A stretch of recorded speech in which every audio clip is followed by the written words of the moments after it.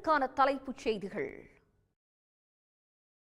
தாவேக தலைவர் நடிகர் விஜய்க்கு ஒன்றிய அரசு ஓய்பிரிவு பாதுகாப்பு வழங்க இருப்பது பற்றி விமர்சித்திருக்கும் அதிமுக துணை பொதுச் செயலாளர் கேபி முனுசாமி, விஜயை தங்கள் பக்கம் இழுக்க பாஜக முயற்சிக்கிறதா என்ற கேள்வி எழுப்பியிருக்கிறார்.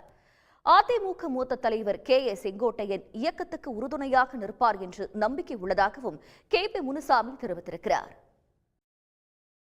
அதிமுக தோல்விக்கு துரோகிகள்தான் காரணம் என தான் கூறியது அந்தியூர் தொகுதிக்கு மட்டுமே பொருந்தும் என அதிமுக முன்னாள் அமைச்சர் செங்கோட்டையன் தெரிவித்துள்ளார். அதிமுக கடந்த தேர்தலில் தோல்வியடைந்ததற்கு சில துரோகிகளை காரணம் என விமர்சித்திருந்த நிலையில் கோபி அருகே கள்ளிப்பட்டியில் புதிய விளக்கம் அளித்துள்ளார்.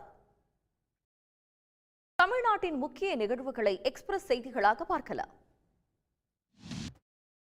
சென்னை நங்கநல்லூரில் அடுக்குமாடி குடியிருப்பு இரும்பு கேட் சரிந்து விழுந்த விபத்து